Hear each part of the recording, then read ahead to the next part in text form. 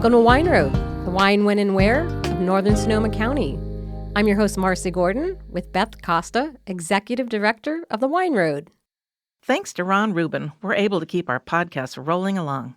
The financial support of River Road Family Vineyards and Winery allows us to keep recording, keep sipping wine, and keep sharing stories with our listeners. Check out their website at riverroadvineyards.com and explore their Chardonnay, as well as a finely crafted Pinot Noir from the Russian River Valley. That's riverroadvineyards.com. And hey, thanks, Ron, for allowing us to make this show happen. Welcome to episode 233. Today our guest is Miro Tcholakov, and he's the winemaker at Trentadue Winery. And he's a super fun guy. Super fun. That was my intro to Marci. You're going to love Miro. He's really fun. And I believe it. So welcome, Miro. And I can tell you're a super fun guy already by the wine. Thanks for having me. Yeah. So what are we sipping here this morning that you brought us? It's a Rosé of Sangiovese, and of course we call it Rosato, following the Italian motif. It kind of followed the popularity of rosés, and this is there's two ways to make rosé. One is by pressing directly. This is sainé, or bleeding, as the French call it. We have a pretty old vineyard, about 50 plus years, one, and the other one is relatively new that we planted 12 years ago, 14 actually, Brunello clones. So both of these are bled, and we do this. It became really popular. I mean, I think we're plugging along about 380 cases per vintage, direct to consumers, out of the tasting room. Yeah. And seems like they want more. Well, who wouldn't? This is a wonderful wine. I know when Richard saw that way you brought it, he goes, "Oh, that's really good. I've had that." Sangiovese is fantastic for rosé. I mean, I judge a lot of wine competitions and gone through a lot of rosés from all kinds of varieties. Pinot and Sangiovese, to me, well, Grenache as well, but because it has the body and the acidity to really support a great rosé. Right. Very low pH, which is normal for even red Sangiovese grapes, so I don't have to do any trickeries there. So I love it. It's Nonna's favorite. Is that what it says on the bottle?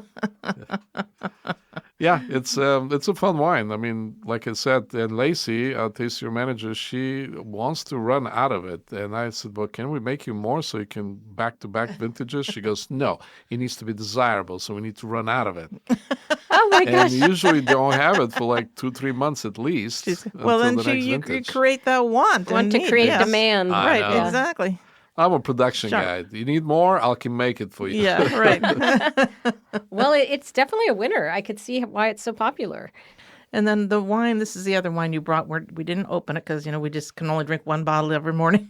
It's a Sauvignon Blanc, and this is actually kind of significant. This is the first Sauvignon Blanc under La Storia branding. Mm-hmm.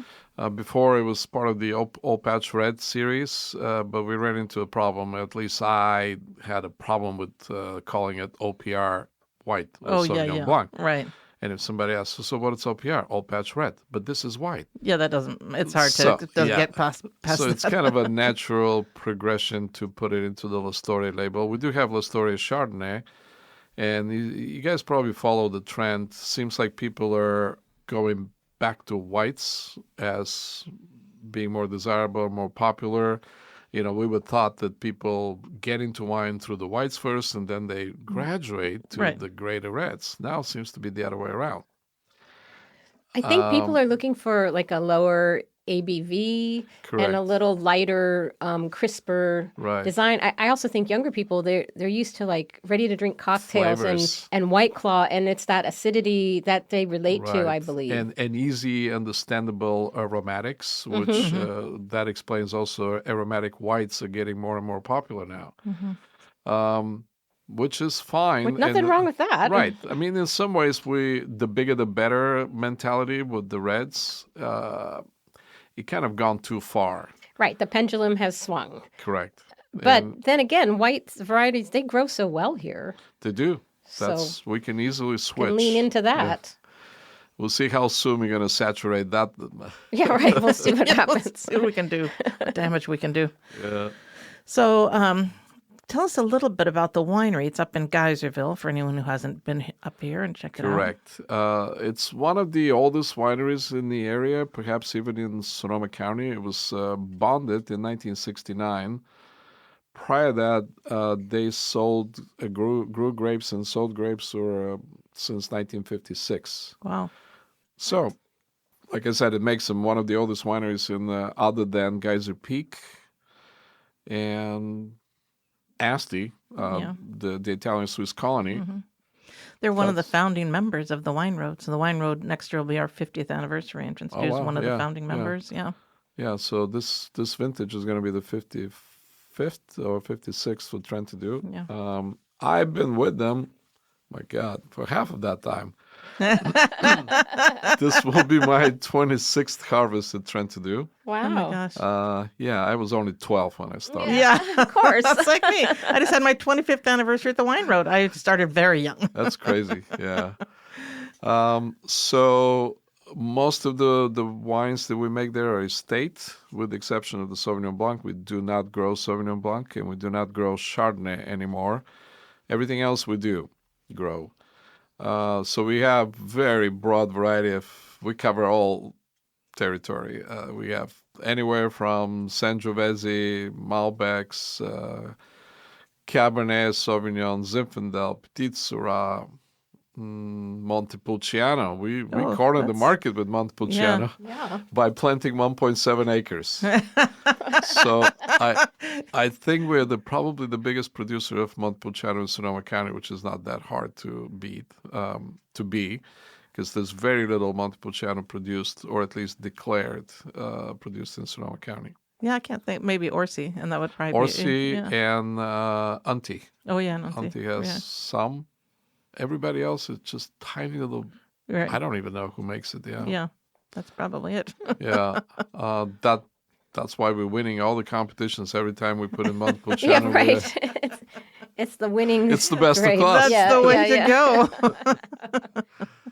go. The property is out there is so beautiful, and I know you also do lots of events. They have, you can do weddings and whatever you need out there at the event center. And then I don't know if they're still doing music. They used to do music on a pretty regular basis. Yeah, unfortunately, we can't do it because beautiful county decided that any event goes against our permit. Oh, the permit, right.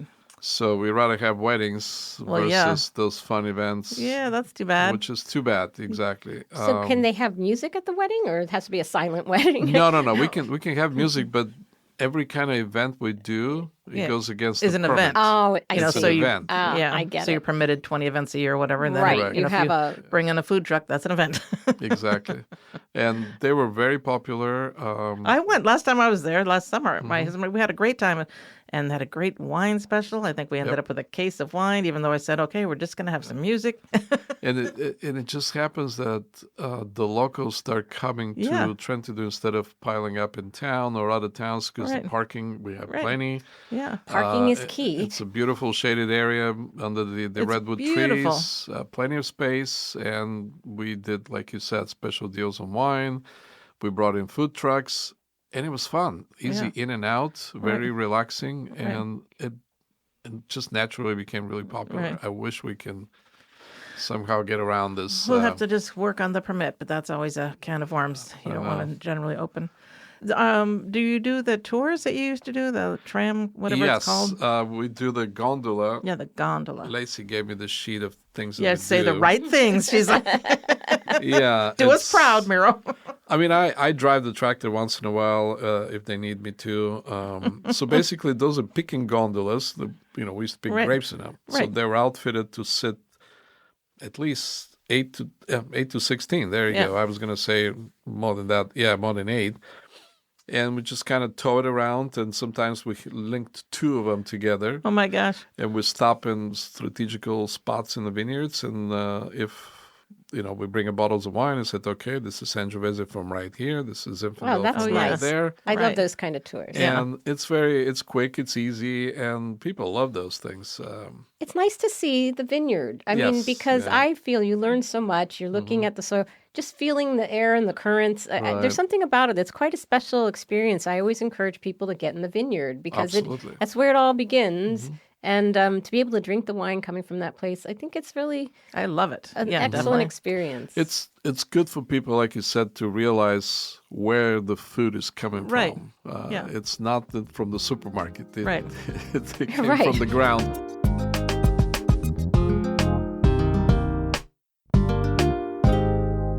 Trentadue, like I said, it's a very family winery. Unfortunately, very few of those are surviving nowadays. It's getting harder and harder to do it, but the grounds are beautiful. We do a lot of weddings, mostly as far as events. You have the bocce courts there. Yeah, that's just one thing. I can't convince Victor to build one, and we have perfect spots for it. Oh, yeah. And for some reason, I don't know why. I think Evelyn was against it. Evelyn Trentadue. Well, just say you're putting in a long, narrow garden plot. We got spots everywhere. We can easily Yeah, you have plenty of space. Yeah, to you do have a them. lot of space. For some reason, I thought you did have one there. It's in my imagination. It just belongs there. Yeah. Years ago, it's kind of a funny story. It was my first or second year at Trentadue. We formed a bocce ball team. That's what I was thinking. There would be teams if you had a Right. court. So it was myself, Victor, tasting room manager, and a mechanic out of the vineyard. So they were all from Italian origin: Trentadue, Molinaro, and Bodio. I was the Slavic dude. Yeah, right. And so we practiced twice. We went to Trione, we practiced twice, and then, boldly enough, we joined the tournament in Geyserville, in Napa. Guess what? Our The first game. upstarts from Sonoma. Our first game was at Turnbull Winery, Oh, my. and we played against a family, and this old frail Italian lady that she played all the tricks she knows, and we almost lost. And apparently they were the runner-up champion from the previous year. Then the second team we played was the actual winner from the previous year, some burly-looking biker guys. So. And so the games are in different locations. The end was at Mondavi place, and by the time we left Turnbull, the word spread out that there's a rogue team I was from going to Sonoma, say sharks. Rogue We got some team. sharks. and they just beat the winners from the last year. And those guys were serious. I mean, they were serious Oh, I love bocce that. bowlers. So, long story short, we kept playing, and eventually we ended up in third place. Oh my Wow. gosh. Right. And then they banned Sonoma for the rest of the tournament. Right, exactly. And that was the end of our team. We're like, Oh, gosh. So We've that's done a it. great story. we don't need to do any more of that. We got these ringers in from Sonoma. We Exactly. really don't know where they're from. Yeah, a rogue team from Sonoma came in and just, Oh, I love that. That's great. Yeah, well, you need to get they that should built have at that. the winery. We'll start a pledge, a protest. we need And even having a we need the league, it would create a lot of excitement. but there Yep. are leagues here, but people have I to go know. quite a ways, Oh, you know. yeah. And So- pétanque, Yeah. in the past, especially the French origin barrel companies, Radu is one that it comes to mind. They used to make that festival in Petaluma. yeah. Sorry, in Sonoma, the town of Sonoma on the back. They celebrated the Bastille Day, Right. and we had a pétanque tournament. Pétanque Yeah, I remember duels, the bocce. Nalls used to play Yes. that. Yeah, pétanque. pétanque is the French version.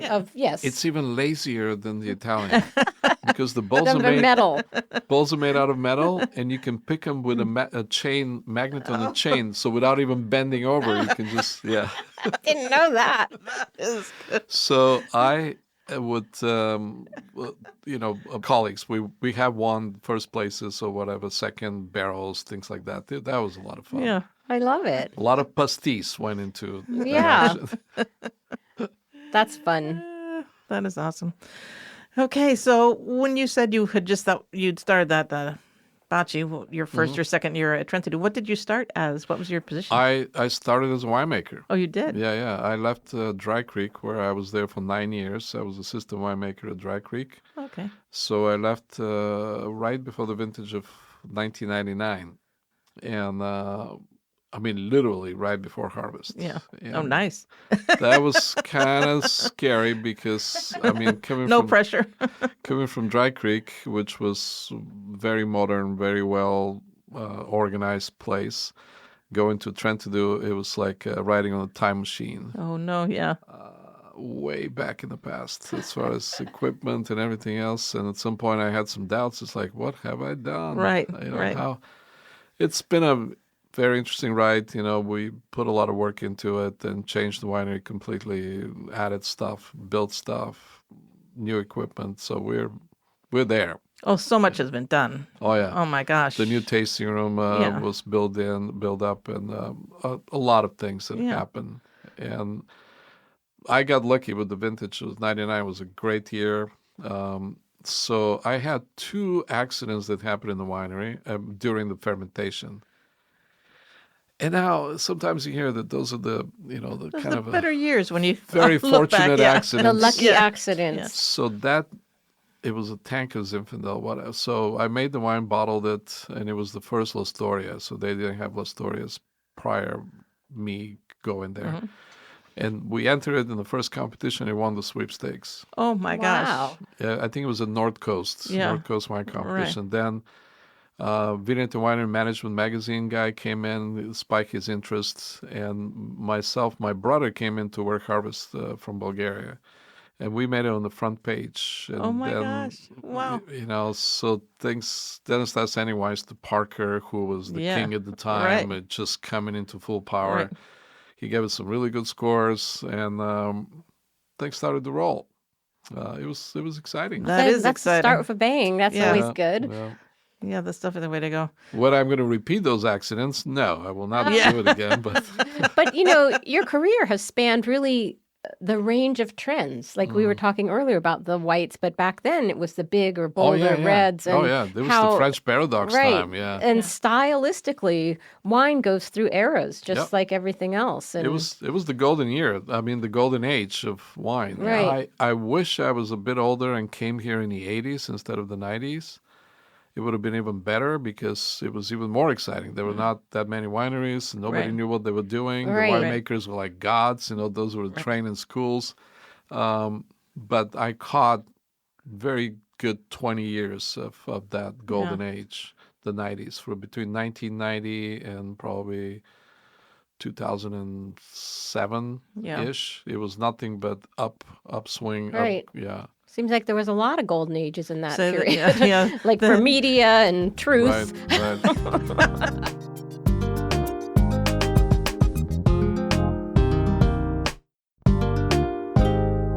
As a winemaker, this is going to be my 36th harvest. Wow.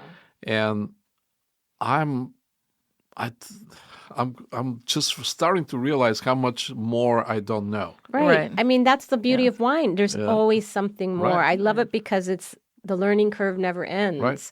And it deepens, the knowledge builds on knowledge. And at the same time, it's probably, it can be extremely simple. I'm just thinking back when my grandfather used to make, we made a lot of wine, about 1,000 bottles worth of wine every year for family use. And he made it to absolutely basic level. He didn't even add sulfur. He didn't even know what that is. And this is in Bulgaria? And what were you making? It was some indigenous varieties and some of the internationals. Like we did have Cabernet, but we also had Senso. We also had some of the older direct hybrids. Something I remember it was called Otello. I don't even know what it's made of. I mean, what the cross or what the hybrid was. But those were the hybrids that they fought phylloxera way back. So basically, they crossed direct Vitis vinifera with some of the North American native vines. Right. And he loved it. I remember exactly where the vines were in the vineyard. Actually, I knew the table grapes. There were also some table grapes, so you can eat them. I knew exactly where those are. Right. And as a kid, I just touch them like every day to see are they getting soft, are they getting ripe. Cool. And so those are Otellos. They were like 4 vines. And I remember the wine from them was black. It was stained the glass. It had a slightly foxiness to it, which made it very different than everything else, which I didn't know at the time because of the Native American genes in it. And my grandfather loved it because the vines never got sick. They never, very little disease can get them. Very hardy. Yeah, very hardy, small berries, and like I said, it doesn't get any normal diseases. It doesn't get mildew, doesn't get botrytis. He loved it. So a lot of it was a blend. It was like a field blend. Right, a field blend. There you go. We did open top fermenters with submerged cap.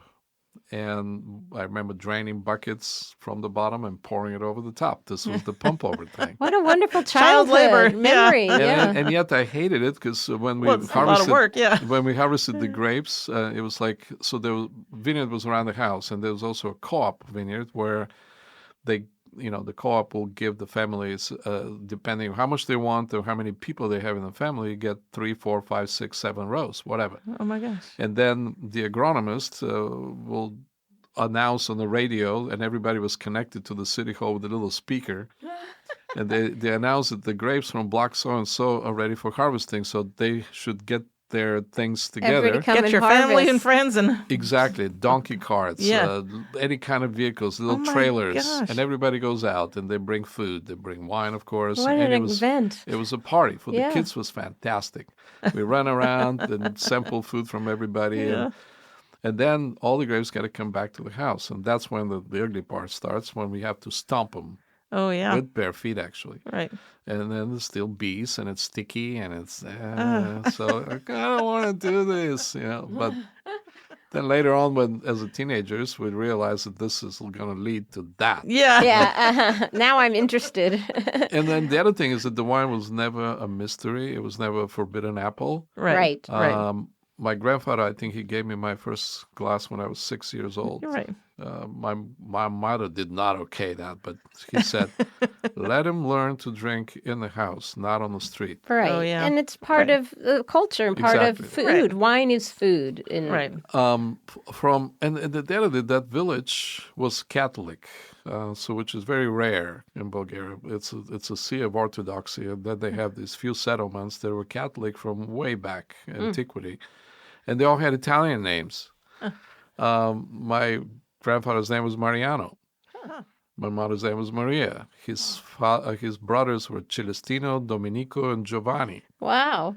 And there were 2 churches for a 2,000 people village, and both of them had padres that were sent in from the Vatican, and they're both Italian, and they spoke with an accent. Oh my gosh. So they were the first people I've ever heard speaking Bulgarian with an accent other than the gypsies. Right. How interesting. And it was interesting. Later on, I realized that that's very unique. Yeah. Super unique experience. Yeah. And the church kept a lot of the records where the communists, they did a good job destroying a lot of the old stuff, especially deeds for the ownership and this and that. Yeah.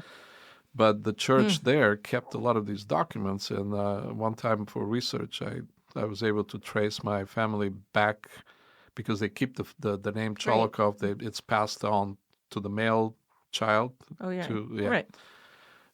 So it went back 200-300 years, which is, not bad. And those churches, they keep good records. Exactly. Yeah.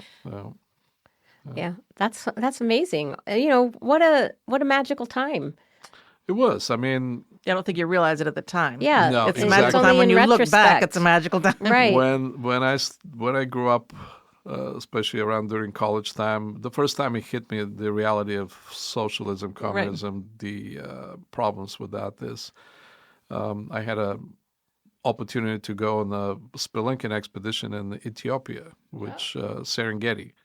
Wow. And the way that the Big Brother treated us from that point on, it was basically they shut us down. They wanted to plug in all kinds of other people that had nothing to do with spelunking. Right. And at some point, it limited participation from the actual spelunkers to about 4 people. We can't do an expedition with 4, especially in Africa. Right.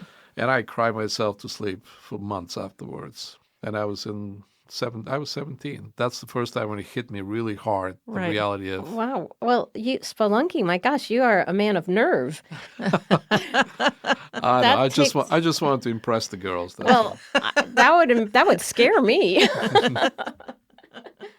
That's something. That was fun, yes. Yeah. But that allowed me at least to leave, to go to other Eastern European bloc countries like Czech Republic, Romania, on this kind of expeditions. Because the geology there really lends itself. Yeah, especially in Czech Republic, Moravia, they have area that's just full of caves and beautiful. Wow. And so is Bulgaria too, but that was a lot of fun. My mother did not think that. I'm sure not. I wouldn't. Yeah.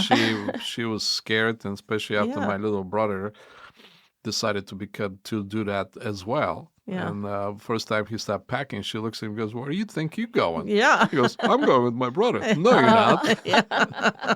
Nice One try. is enough." Nice Yeah, try. really. It can only worry so much. Right. That's fascinating. Yeah. Every time she saw ropes and backpacks and all that, she would start shaking. It's like, oh no. Well, what do you do here in Sonoma County that feeds that adventurous spirit of Nothing. of That's yours? unfortunate, but I stopped doing it. I know there's some caves around. I just never had the time to do it. Or Now you spelunk in wine caves. Yeah. right. Plus now I'm a bit heavier than I used to be, so getting on ropes it might be a little tricky. Squeezing through a crevice and not so easy.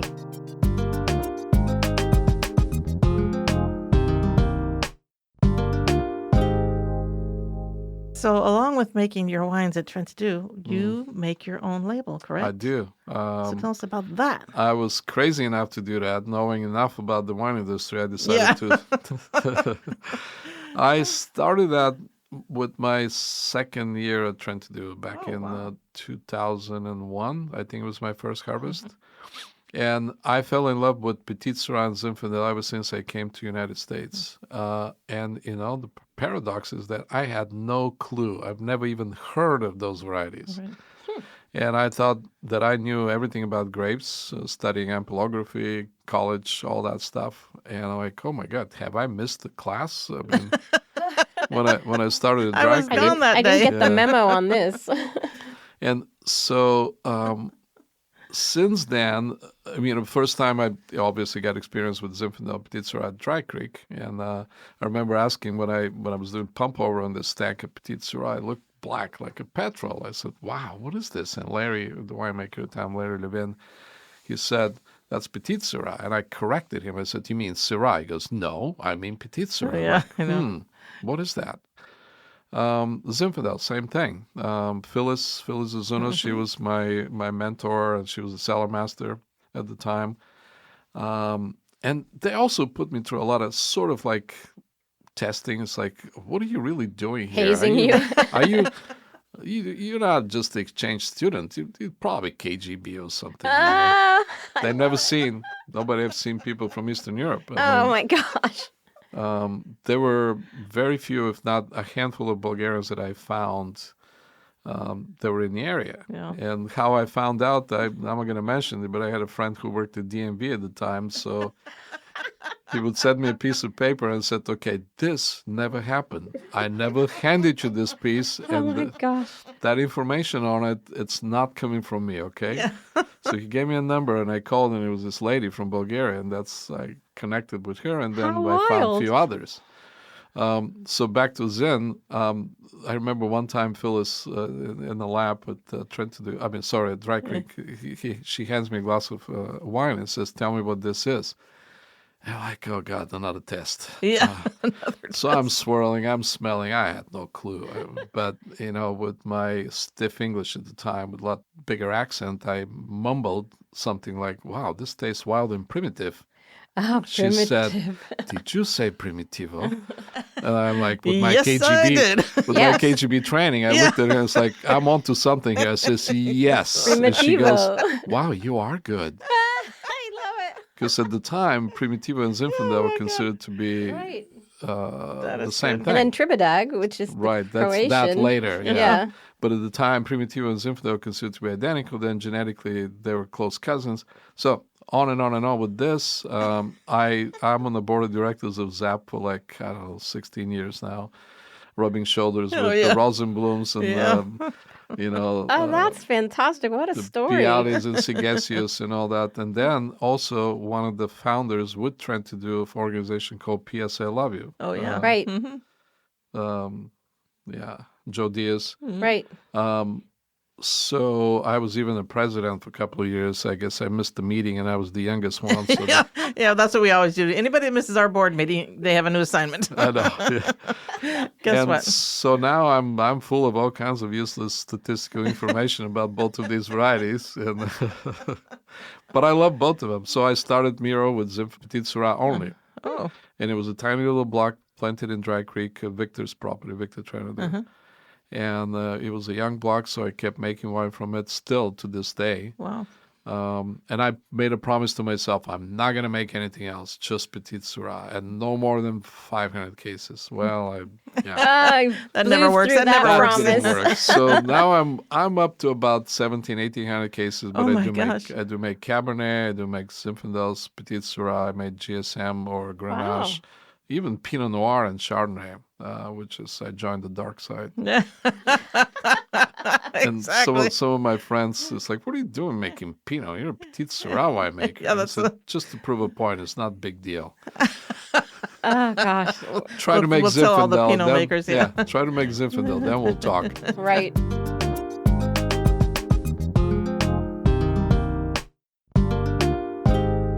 So is the label just Miro? Yeah, I ran out of ideas at the time, and I was in a rush, so it's like, all right, I'll call it Miro. That's a good name. I like it too. And you're just local distribution? There's some restaurants and things like that? Yes, it's quite a few places in Hillsborough and all over California. But actually, I have pretty good out-of-state distribution. Oh, okay, wow. It's not easy. I mean, let's put it. I can't do more than that and have the Trentadue job. It's either that or the other. Right. Because obvious reasons. And just me and my wife doing it. So Bottle Barn has a lot of it. Nice. And Barry is a good friend of mine. But by winning, getting good scores from local competitions, Bottle Barn always supports those. Right, definitely. Plus, I'm a judge in at least all of the Deborah competitions here. That's what I meant to bring that up. Yeah, you've been judging a long time also. Right. And also Orange County, down in L.A. I've been doing this for 15 years or so. Yeah. The Chronicle, San Francisco Chronicle for quite a few years as well. And I even went up to Rochester doing the International Eastern, but that was one time. Yeah. It's just too far. That's a lot of work to do. LA International. Yeah. Yeah. Yeah, that's a big commitment, big time commitment. It is, but it's fun. Well, it's the same little camaraderie with the judges. There's a lot of judges that participate in all of those. Right. And drinking that much more wine, you're exposed to a lot more of it. So it's part of the education. Right. Yeah. To me, it's the networking. Learning by drinking is everything. Yes, drinking widely and experiencing that's the best. And discussing in some of those, it's an open forum, so we can actually discuss it with the other judges, with the exception of Orange County, where we're not supposed to talk to each other. Yeah. Interesting. Yeah.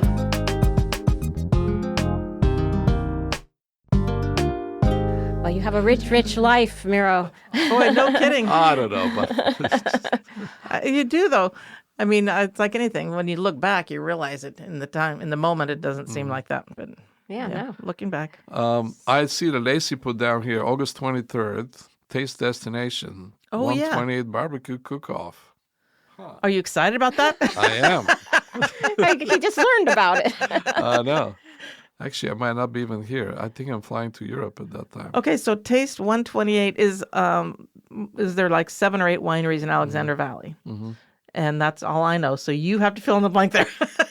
Let's see. Write? The wineries of Taste Destination. Let's see. Beautiful Alexander Valley. Each participating winery will offer a mouth-watering barbecue dish that pairs perfectly with their wine. It is up to you to decide who has the winning pairing. Great. You get to vote. Nice. Ticket price includes your wristband, a keepsake tasting destination, and the price, $85 general. Members, $70. Wine club members pay $70. Right. Participating winery, Delormier, Peshmerle, Ramazzotti, Sotorac, Trentadue, Trioni, and Zielena. Oh, that's a nice lineup. That's a good lineup. Yeah. Yeah, that's a great lineup. Then there's another big one, September 13th. This one is really popular. It's the Lobster Feast. Oh, yeah, lobster. Wow. The general admission is $165. Wine club members is $140, and I think it's limited to 100 people. And that's at Trentadue? That's at Trentadue. This has been very, very popular event. Oh, it's wonderful. The what do you call it? The New Orleans style. Like jambalaya. Dumping it all. They dump it on the table. Right, yeah. style. So you got artichokes, you got sausage, andouille sausage, you got shrimp, corn and shrimp, potatoes, corn. That sounds great. Yeah, and lobster. So that's September 13th. September 13th. And the other one was August 23rd? August 23rd. Right. Yeah. Well, we can put this all in the show notes, and we can put a link. And there's nothing else there? Don't get in trouble when you get back with Lacey. That's it. That's all she gave me. Okay. That's all she wrote. Oh, I don't want to get in trouble with Lacey. No, I know. Don't mess. But we'll put a link to Trentadue so they can see this event. And then what about a link to Miro? What's your URL? It's mirocellars.com. Mirocellars.com. So we'll put that in the show notes too. And I do have more. Oh, and Beth always has something more. Take it away, Bethy. But wait, there's more. There's always more. So I just thought we'd start mentioning at the end of each little podcast one of our lodging members, because I thought I don't know how else to talk about them. So if you are visiting from out of the area, you need to book a room. I thought I'd give a little shout out to really an incredibly beautiful property that's out in Guerneville. It's the Stavrand Russian River Valley. And they have gotten 2 Michelin keys and 3 diamonds, and they were listed as one of the 100 best hotels in the world. It really is a stunning property. It's just right out of town in Guerneville. You could actually walk into town if you wanted. They're surrounded by redwoods where they're located. They have everything that you need: pool, spa, a restaurant on site. It comes with an incredible breakfast is included with your stay. So you should check them out. It's Stavrand, Stavrand, thestavrand.com. So you should definitely look at that if you need a room. And then we actually just launched tickets for our one-day event, which is Saturday, September 12th, and it's our Harvest Wine Trail. It's $50 for the day. There's 30 wineries on board. There's no other tasting fees or reservations required. It's a one-day event. Each winery is going to be serving 3 wines for you. It's all online. The program shows what wines they'll be pouring. And then they're all each offering some sort of fun only during harvest experience, whether that's tasting fresh pressed grape juice from that day or actually just fresh grapes that you can taste, wine grapes, which normally you wouldn't normally get to taste those. Or we talked about learning how to identify grape plants by the shape of their leaves. So they'll have those in the tasting room, talk about that. So just some sort of fun little educational something about harvest when you drop in. So you can log on to wineroad.com and check out the Harvest Wine Trail. So that's it. That's it. I have no more. All right. Are you sure? We never want to cut you off. I know. I always have something. That's it. Well, we'll put all that in the show notes. We'll put the link to Miro's wine, link to Trentadue.